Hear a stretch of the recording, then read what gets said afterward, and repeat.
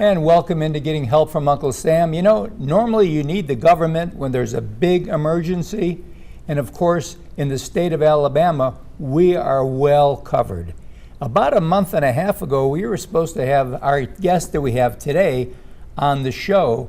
But you know what? Something happened that precluded him being on the show, and it was the tornado in Lee County, which was monumental.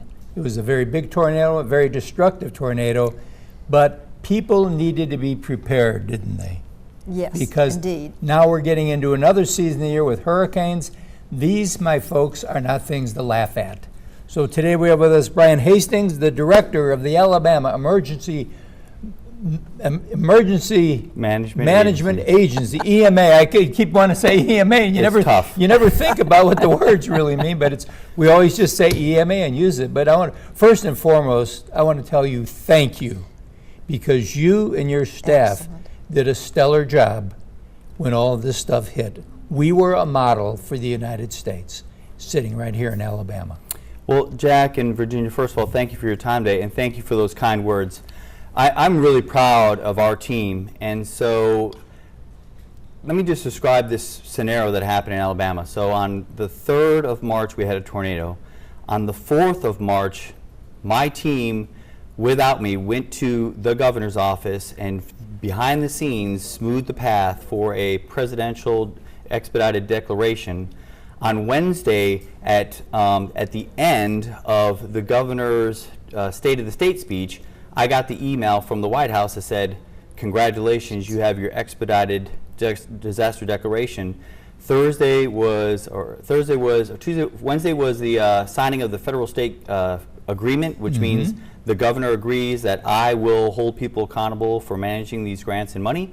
Thursday was preparation day, and then Friday the President of the United States visited Alabama. Right. That is unbelievable. Yep. Yes. And it's the power of partnerships, our folks being on the ground, working with FEMA, working behind the scenes, and making sure that everything was ready for signatures to go and start flying up to the White House and back. So I'm very, very proud of them. And of course, you said a key word. Your organization was ready for the disaster. What we want to try to impress upon our viewers is the fact that we as individuals are responsible for our own lives to an extent. What do we need to do to be ready for disasters? So today, Jack and Virginia, I'll talk a little bit about emergency kits because they are important, right? And some people say you need 1, 2, or 3. You know, one in your home, maybe one in the car or your cars, and one maybe in your place of business if you wanted to go that far, if your business didn't have, you know, a stop the bleed or an AED kit in the hall or something. But you know, in our family, we have water, we have food, we have 2 radios. We have a radio upstairs and a radio downstairs, which is the weather radio, and I'll talk about those here in a second. And then we just want to make sure that we have, you know, some medicine, some first aid kit. We have helmets in our house because during the Tuscaloosa storms, there was probably about 50 people that died from blunt force trauma that are preventable deaths of something falling on you, hitting you, and things like that. And so I know James Spann is a big proponent of helmets, and so is the weather enterprise. And then we want to make sure that we have cell phones charged. We watch cable or stream it through our cell phones. We have extra batteries for charged batteries for our phones, like the plug-in phones. And we just want to make sure that we have a plan. We've talked, we know where people are, we know where to meet, and then we start plugging into what I call critical information intelligence. So that's a little bit about the kit. But really, I want to kind of transition to, yes, you have a kit, but now what do you do as an individual? Just like we in the Alabama Emergency Management Agency will partner with National Weather Service and our weather partners to gather intel prior to an event so we can prioritize, think about our operations and our battle rhythms as we go into these storms, and they may or may not happen. But on the 3rd of March, we were talking about that weather phenomena 5 to 7 days prior. It was a 7 days out, it could be, 5 days out is, the models are saying it's going to happen, and then as you march into it outside of 24 hours, you probably know you're going to get some bad weather. And so, you know, there's moderate, there's slight, and then enhanced. And we had enhanced that day, and it was right on the outskirts of it. And that means bad news.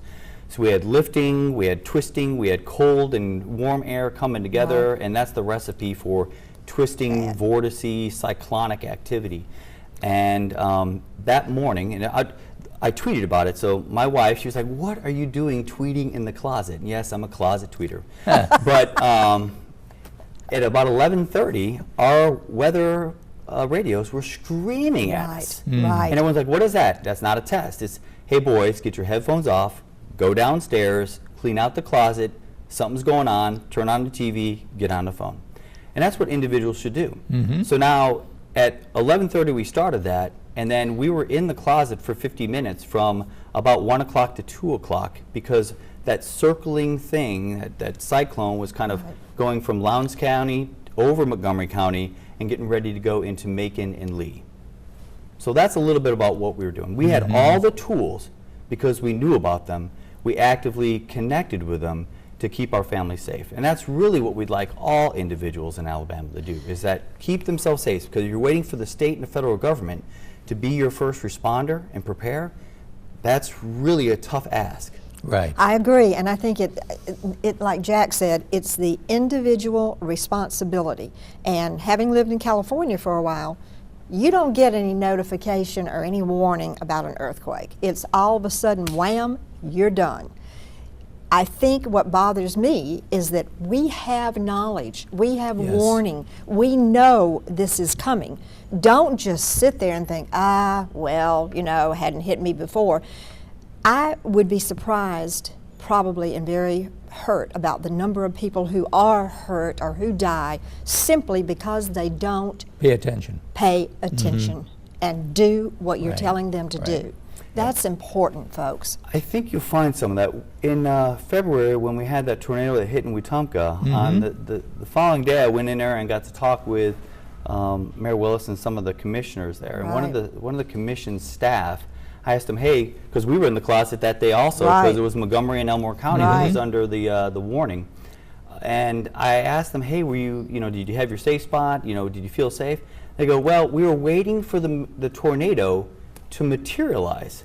And I go, wow, that is really awkward, because once you see it materialize, it may be too late. That's right. Most of our deaths, double the amount of deaths, happen at night, so you may not see it. And second, and if it's an embedded cyclone inside of a thunderstorm, you're not going to have the visibility until the winds go from 30 knots to 170 miles an hour, and it's ripping the neighborhood apart. So that is human biases. We do that because we want confirmation. We want to know it. We want to touch it and feel it. And that's since the history of humans. That's right. Just get in the closet, pay attention. You have nothing to lose. But if you don't, you have your life to lose. That's right. And we'll be right back right after this.